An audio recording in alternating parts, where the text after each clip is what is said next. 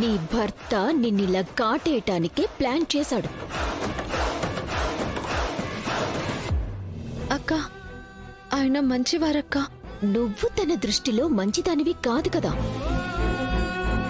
నువ్వు తన గురించి ఆలోచించి గడప దాటావు. కాని దర్శన్ గడప దాటిన నిన్ను ఎప్పటికీ లోపలికి రాకుండా తనకి దొరికిన ఈ అవకాశాన్ని కరెక్ట్గా వాడుకున్నాడు. అందుకే ఇలా అందరి ముందు నిన్ను దోషిగా నిలబెట్టి తన ఆట తనాడుతున్నాడు. నేను ఆయనకి ద్రోహం చేశానని అనుకుంటున్నారు కాబట్టి తను నా విషయంలో ఇలా చేసిన తప్పు లేదని అనుకునుంటారు. ఆయన చేసింది తప్పని నేను అనుకోలేను. ఆయన సంతోషం కోసం ఈ నిందని కూడా నేను భరిస్తాను.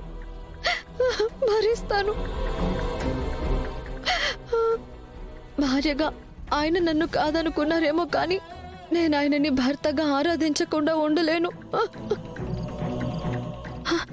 అక్క, ఆయన ఇలా ఉత్తరం రాశారని ఇంకెవరితో చెప్పద్దక్క. శరణ్య, అంటే నింద నువ్వు మోస్తావా?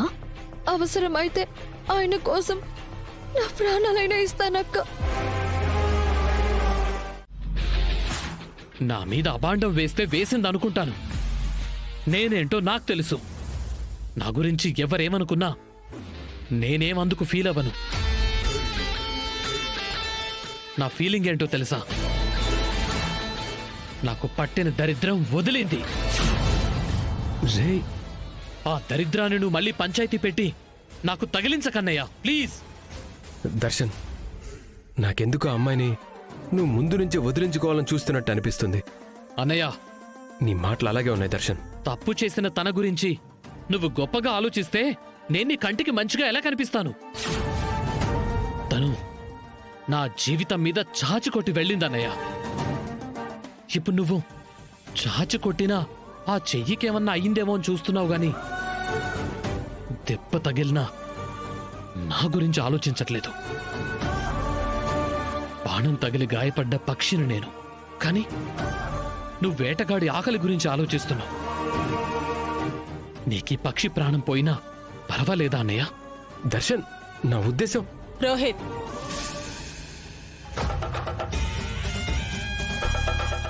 దర్శన్ మాటల్లో ఏ అబద్ధం లేదు నాన్న.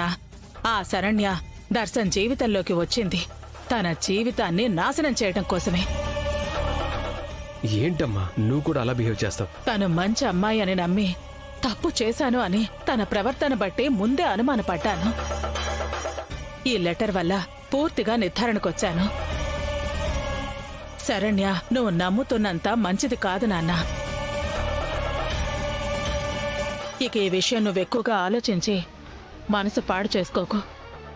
జరిగిందేదో జరిగిపోయింది, వదిలేసే.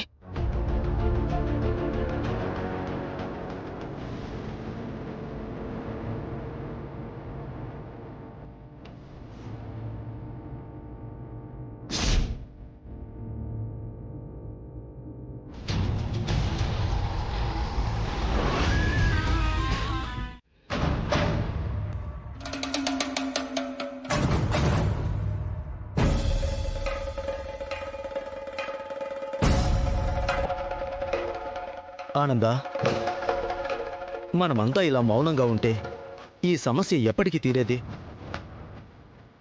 వెంటనే దీనికి ఏదో ఒక పరిష్కారం ఆలోచించకపోతే ఇంట్లో మనశ్శాంతి కరువైపోతుంది.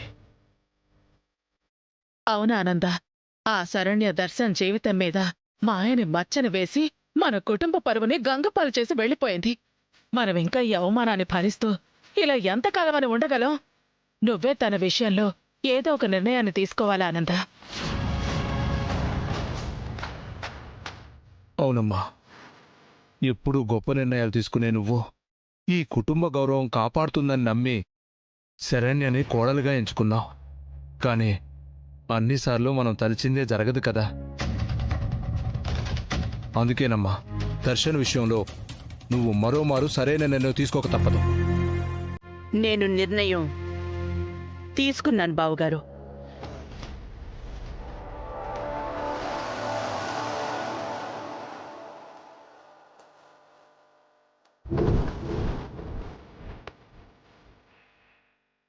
ఏంటమ్మా ఆ నిర్ణయం? కుటుంబ భవిష్యత్తుని దృష్టిలో పెట్టుకుని నేను తీసుకున్న ఏ నిర్ణయమైనా మీరందరూ సమ్మతిస్తారని గౌరవిస్తారని ఆశిస్తున్నాను. అందుకే దర్శన్ జీవితం విషయంలో కూడా ఇప్పటి వరకు నేను ఏ మిస్టేక్ చేయలేదు. శరణ్యని ఈ ఇంటి కోడలిగా తీసుకురావడంలో నేను ఏ పొరపాటు చేసి ఉండనని ఇప్పటికీ నమ్ముతున్నాను.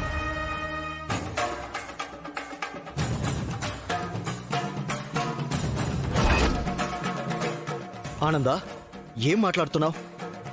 నీ కళ్ళ ముందే కదా ఆ శరణ్య ఏం చేసిందో బయటపడింది. ఆ లెటర్లో ఉన్నది నిజమని అంటారా?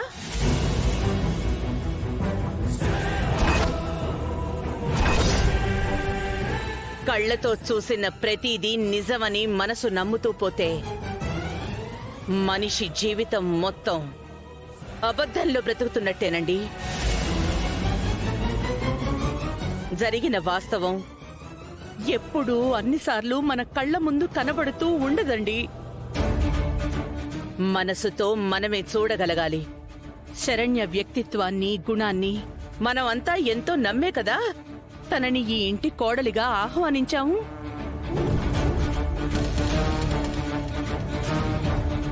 మరి ఇంతలోనే ఏదో ఒక ఉత్తరంలో పిచ్చి రాతలేవో ఉన్నాయని, అవన్నీ తనే రాసింది అని అంత సులభంగా ఎలా నమ్మేస్తాం?